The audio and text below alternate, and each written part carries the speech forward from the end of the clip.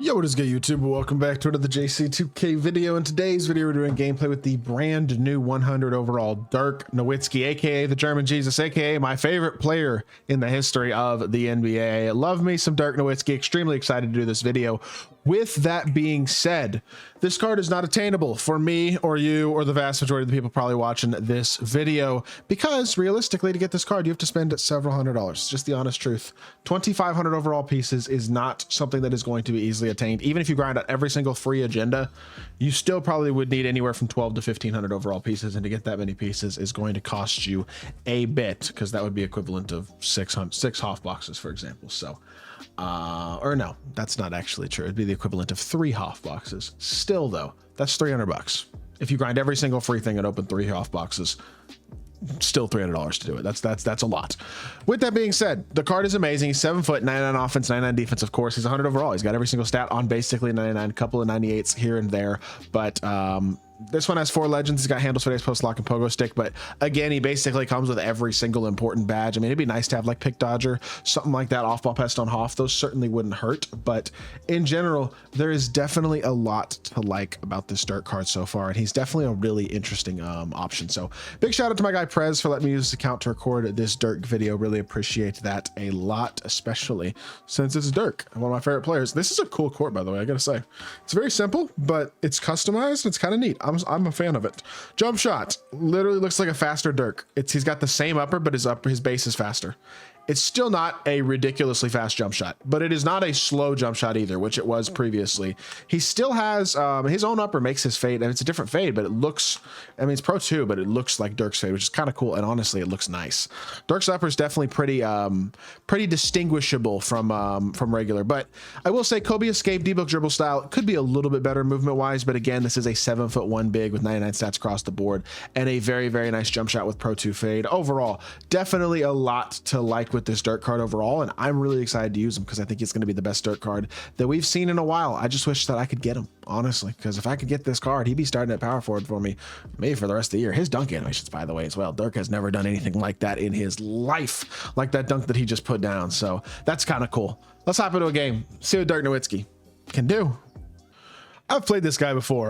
He's got debug Kawhi, Chris Webber, Tim Duncan, and Wemby. I don't remember how the game went, but I do recognize the gamer tag, and I feel like I played this guy somewhat recently on my own account. I like vaguely remember playing him in Showdown. So tier 1 game, we're gonna get a pretty sweaty opponent, I would assume here, because generally if I remember a player person's name, it's probably because they were at least decent at the game.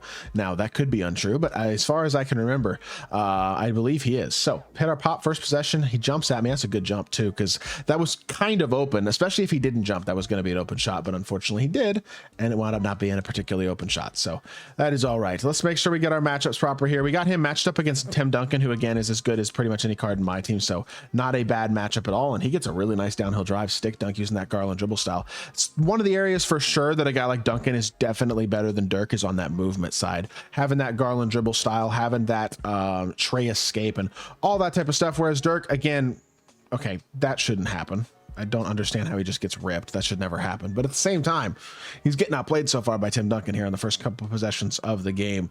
And I just do think, I mean, yes, he's got a couple inches on Duncan, but Duncan having much better movement probably is enough of a catalyst for him to noticeably be a better card. Now, that's a cold dunk animation. Dirk using his own speed and his own ability to slash and get into the rim for a dunk is definitely nice. Good defense there as well. It's a bad shot. Should be our board, and we don't get enough inside position. Chase down, not chase down, but a behind... I can't speak. A block from oh, that's a great jump. Yeah, this dude knows what he's doing. He clicked on very late there, but still jumped at the right time. He recognized that it was open and jumped at the right time to get a contest on that Dirk shot, because otherwise I would have been able to shoot over Booker. And unfortunately, we're not having a ton of success offensively here, the first couple possessions of the game anyway. Let's settle into some offense here, go back down to our downhill drive, stop and pop. He's too far off me that time to get a contest. That jumper is definitely faster, but it's not insane. I like Wilt's shot better, I like Shaq's shot better, and I like Tim Duncan's shot better. I'm gonna be totally honest with y'all, I just do. Even like, what other, we've got, oh my goodness, Dikembe. I think I might run Dikembe over Dirk at power forward as well, to be totally honest. Throw the lob up, Dirk. He gets I guess, I don't know, Tim Duncan apparently was in position enough to disrupt that enough to actually get a stop. I did not think that was going to be the case, but it is what it is. He's going to run and try to fade. Oh, never mind. Just going to go right to the rim. Kawhi throws it down. Nice dunk. He's got an 8-5 lead. Dirk's struggling a bit right now, to be honest. I don't really trust him with the ball in his hands, which is why I haven't put it in his hands very much. And I don't trust his jumper as much as I wish I did, to be totally honest. I mean, Pro 2 fade's definitely nice, but I don't know, man. Maybe I'm just a little easily, I don't know. Oh, and then he doesn't shoot it. Okay, well, we'll shoot this fade instead. That's not a bad shot. Can we green that? Dang it, bruh. Not loving it so far, dude. As much as I was hoping I would anyway, for sure.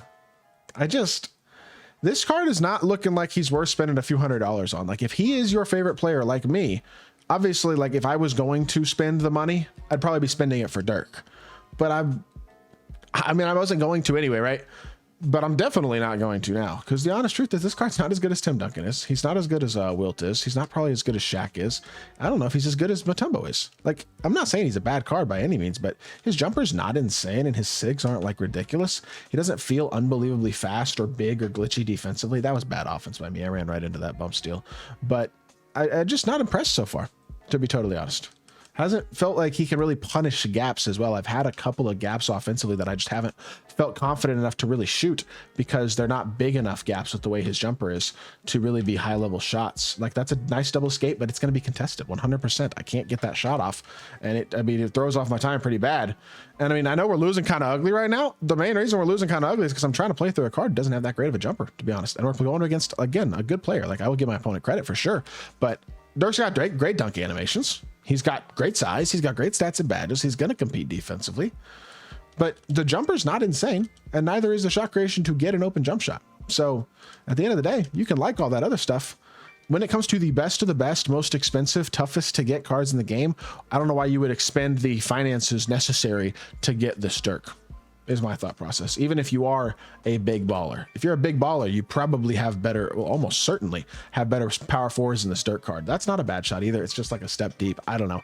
With takeover, that's an easy shot, obviously, but without it, unfortunately, I guess not. And you know what? Nice shot there. He's gonna knock that down, give him an 18-9 lead. Dirk just not executing all that well. And I don't really, that last one might have been a little deep. Maybe I should have greened it. I don't know. But for the most part, I don't feel like I've played completely atrociously this quarter. I'm just trying to play through a card who I don't think is really a card you can really play through at a high level. And this is a tier 1 sweaty good player. Like, it's a high level, and a card who doesn't have great movement or a great release is going to be a tough one to play through. His dunk animations have done some nice things, and I don't think he's a bad card, but I'm just not extremely impressed to this point in the game by any means. So I don't know.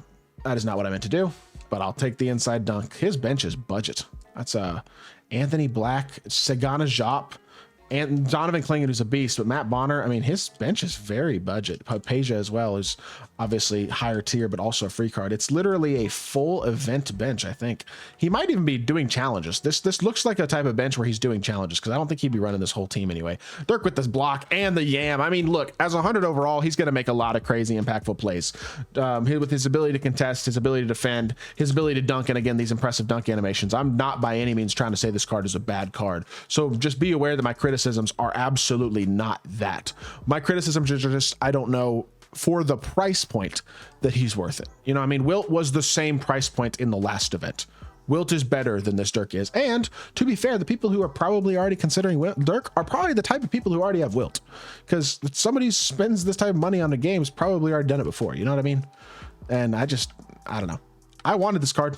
I still would like to get him if he was more attainable, but unfortunately he's not, and it is what it is.